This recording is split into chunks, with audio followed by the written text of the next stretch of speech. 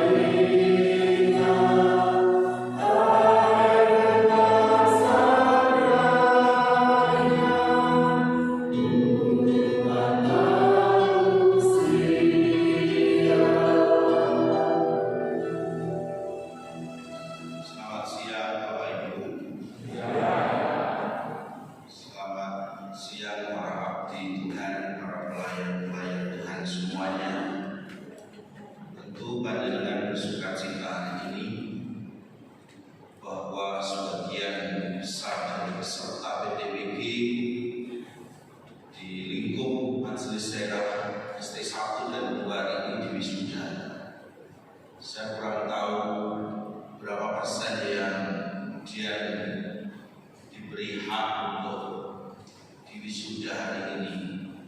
Karena infonya dari 140 sekian banyak.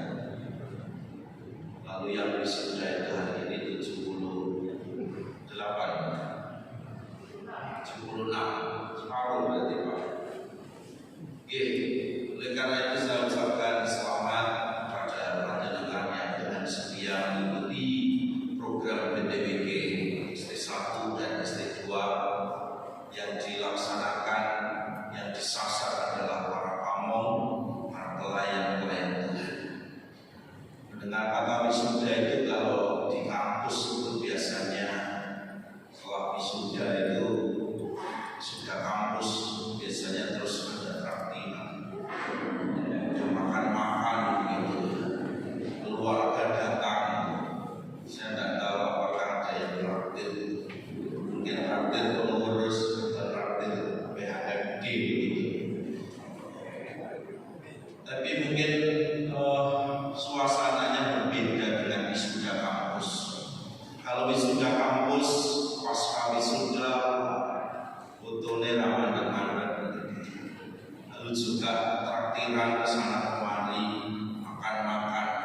Tetapi setelah, kalau panjenengan wisuda PTWG, setelah wisuda itu bukan makan-makan. Ya, saya yakin nanti ada makan-makannya juga gitu ya. Infonya kan begitu ya, ucapannya gitu. Tapi poin pentingnya adalah setelah wisuda bukan makan-makan, tetapi pelayanan. Tidak tahu Bapak Ibu setuju apa enggak? Karena memang sasarannya ada di sini. Poin pentingnya adalah setelah wisuda bukan selebrasi yang tiada habisnya, tetapi setelah wisuda panjenengan semakin mantap untuk melayani Tuhan dalam talenta dan potensi yang Tuhan percayakan kepada panjenengan semua. Oleh pengurus PTWG, Bapak, para abdi Tuhan, saya diberi tema generasi kekinian dan tantangannya. Bapak Ibu saudara-saudara yang dikasihi Tuhan, mendengar tema ini generasi kekinian dan tantangannya tentu sangat banyak. Hal-hal dan persoalan yang dihadapi oleh generasi kekinian.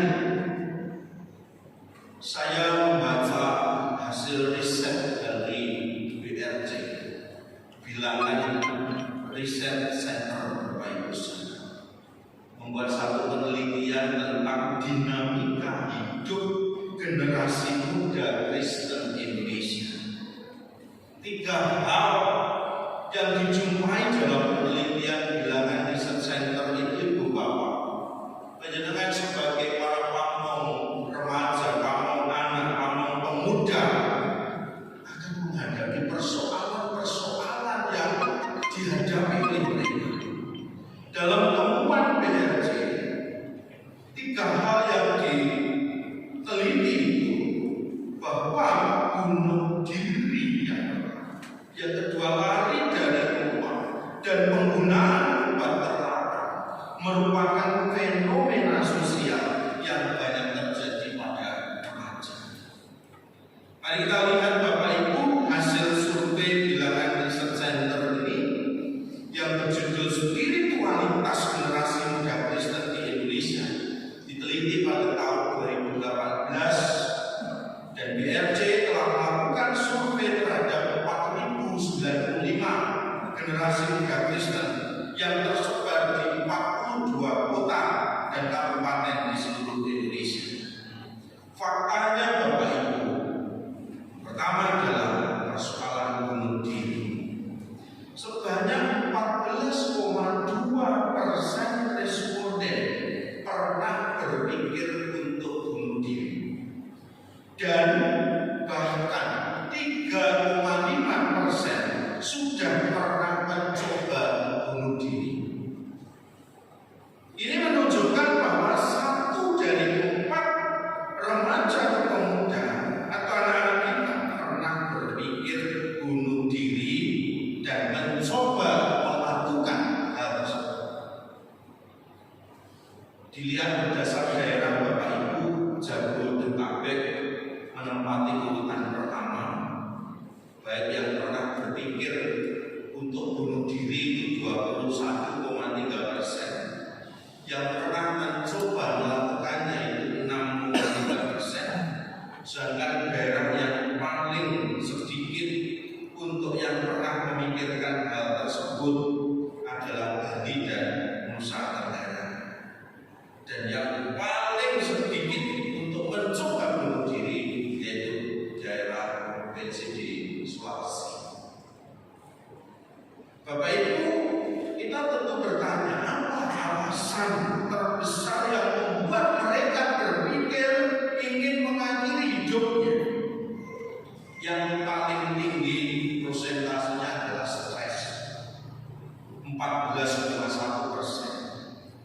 Lalu lelah masalah hidup 13,2%, dan putus harapan 7,9%. Bapak Ibu, jika dikelompokkan dari keseluruhan alasan itu 21,3%, keinginan seseorang untuk berpikir bunuh diri dan mencoba untuk bunuh diri 21% disebabkan oleh masalah dalam keluarga. Baik itu bertengkar dengan saudaranya, melihat orang tuanya bertengkar, lelah dengan masalah keluarga, kecewa dengan orang tua, dan berbagai macam masalah yang ada di dalam keluarga. Dan bagi mereka yang mencoba untuk mengakhiri hidupnya, ternyata alasan terbesarnya adalah sama, bahwa mereka mengalami stres, depresi 31,5%, lelah dengan masalah hidup 9,8%, dan putus asa 6,3%. Itu persoalan yang pertama tentang bunuh diri. Yang kedua, Bapak Ibu, hal yang diangkat oleh BRC Bilangan Research Center itu adalah persoalan escape atau lari dari rumah. Sebanyak 9,8% responden pernah lari dari rumah. Dan beberapa hal yang menjadi alasan mereka yaitu masalah dengan keluarga itu paling tinggi 12,2%, tidak tahan dengan keluarga 11,4%, sering diomeli atau dimarahi 10,2%, bertengkar dengan orang tuanya 8,5%, dan lain sebagainya. Dan yang ketiga adalah persoalan yang diantaranya itu konsumsi obat terlarang. Sebanyak 1,8% responden dari 4.095 itu mengatakan pernah mengonsumsi obat terlarang. Provinsi Maluku dan Papua merupakan peringkat tertinggi 4,1, sedangkan paling sedikit adalah Jabodetabek 0,6 dan Sulawesi lagi-lagi yang paling rendah. Dan dalam survei tersebut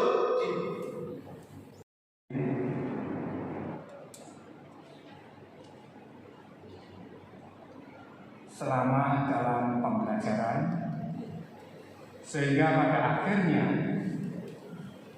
yang mengikuti wisuda sampai tuntas belajar tinggal 76 orang peserta ini. Tentu hal tersebut di samping yang saya sebutkan ada yang mengundurkan diri, namun adanya aturan, adanya kesepakatan bahwa pembelajaran PTW tahun 2022 dilanjutkan dengan penyerahan sertifikat oleh Sekretaris PTWG Lintas Majelis Daerah Surabaya Timur 1 dan 2, kemudian dilanjutkan pengalungan gordon oleh Ketua PTWG Lintas Majelis Daerah Surabaya Timur 1 dan 2, dan ucapan selamat dari pengurus.